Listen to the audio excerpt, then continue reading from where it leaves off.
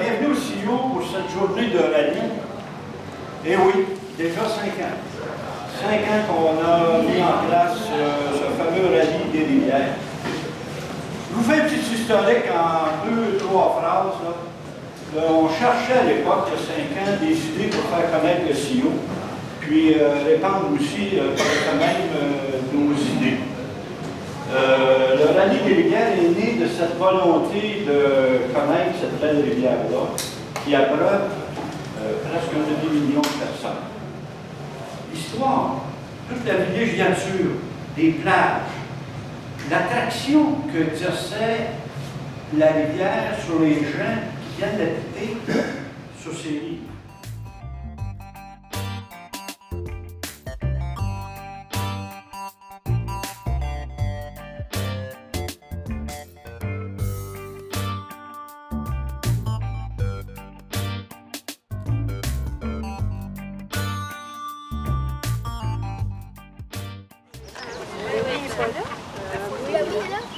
Parfait, ça. Voilà, tout le monde, un beau sourire. Oh, ça vient. Allez, dépêche-toi, Guillaume, t'attends. Tu vas être sa photo. Ah oui, vite, les genoux. On va commencer. Il est temps à pied pour les retardataires. Je m'appelle Jean Lavoie, je suis membre du conseil d'administration du CIO. Je suis membre fondateur avec André Perrault. On travaille sur le CIO là, depuis tout le temps, depuis les années 2000 à peu près. J'ai aussi travaillé pour la ville de Laval. J'étais responsable des stations d'eau potable, des stations d'eau usée. Donc, je connais un peu ça, la question de l'eau. Un peu beaucoup. Ouais. Est-ce que vous connaissez le règlement 210? Non. Ben, si vous voulez savoir c'est quoi le règlement 210, vous allez devoir attendre à la borne 13. Daniel va vous en parler à la borne 13. Oui. Le débordement de la rivière, des rivières. Ici, c'est la rivière des Mille-Îles, qui déborde à l'occasion. Ce qu'on doit retenir, c'est une des raisons pour lesquelles ça arrive, c'est que le bassin de drainage, l'eau qui passe ici, c'est le bassin de drainage de la rivière des Outaouais.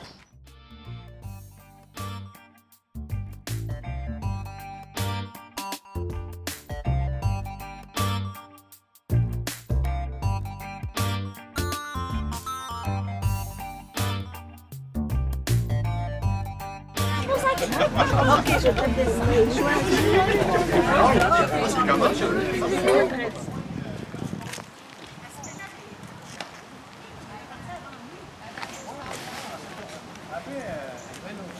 Donc, je reviens au début, je m'appelle Olivier Lalonde.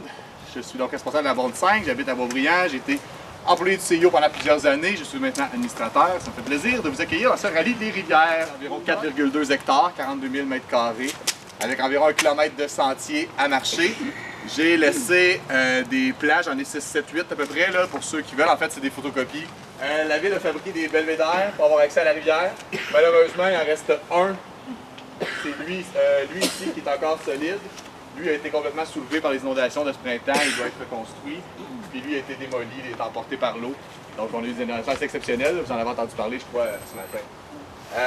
Ceci dit... On va mettre une carte en cette copie, là, où vous voyez l'archipel ici, l'île de Mine ici.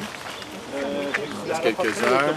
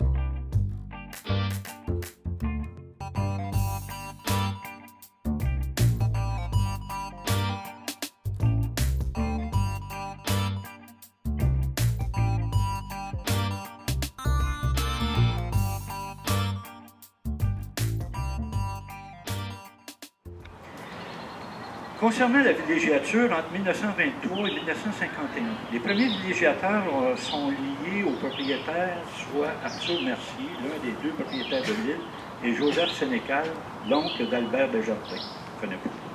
Ce sont des résidences secondaires construites principalement pour l'été.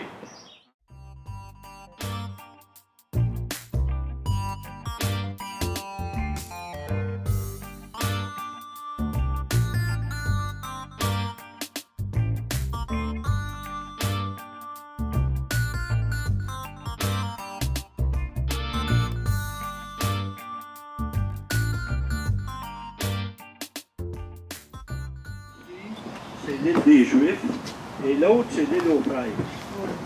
Ils ne sont pas habités. Ils ont déjà été parce qu'il y a des vestiges de chalets sur ces îles-là. Oui, cheminées, effectivement. En ski de fond, on pouvait y aller là, de moins en moins. Oui.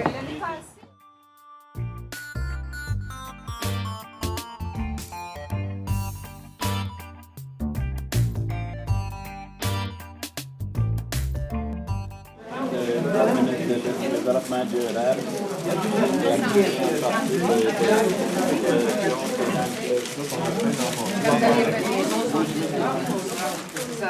Vous allez revenir.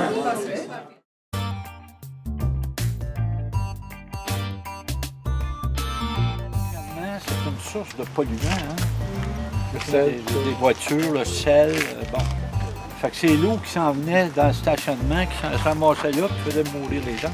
Fait qu'ils ont installé tout un système de marais filtrants ici, avec des roseaux, des couches de gravier, un bassin de sédimentation qui est là. Et ça joue un rôle filtrant, puis ça rejette l'eau. Une fois que l'eau a été nettoyée, filtrée, elle se ramasse dans le marais.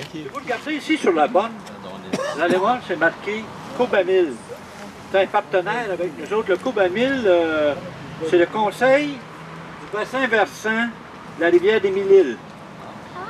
Toute la gestion de l'eau au Québec se fait maintenant par bassin versant, puis il y a des organismes de gestion de l'eau par bassin versant. Un bassin versant, si vous regardez ici, voyez-vous, vous voyez une série de montagnes.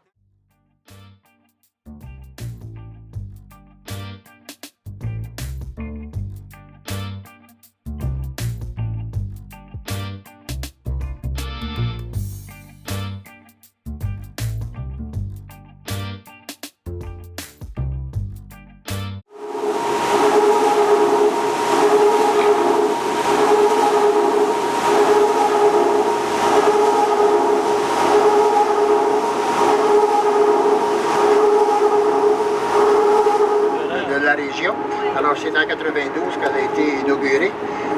Son coût, à ce moment-là, devait être environ 20 millions de dollars à peu près. Mais d'après les chiffres que je vois aujourd'hui, 20 millions de dollars pour ces installations en 92, ça fait 25 ans. On peut parler probablement de 80 à 90 millions aujourd'hui. OK. Au niveau des employés, on est 4 opérateurs.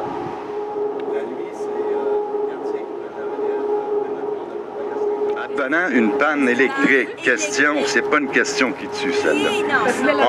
On a à l'intérieur de l'usine une génératrice qui prend la relève. Là, j'ai un petit texte d'un membre du CA, Denise Cloutier.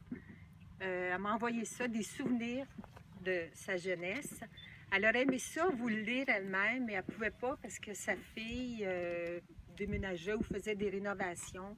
Elle est allée l'aider, fait qu'elle m'a permis de lire son texte. Et mère, c'est Denise qui parle, ont loué un petit chalet entouré d'une clôture blanche et tenu le casse-croûte sur la place Jacques-Cartier pendant 1 mois en 1960. On se souvient que le casse-croûte était adjacent à une grande salle avec jukebox. Des bancs entouraient la salle et permettaient de libérer l'espace pour la danse, parce qu'on dansait ici aussi.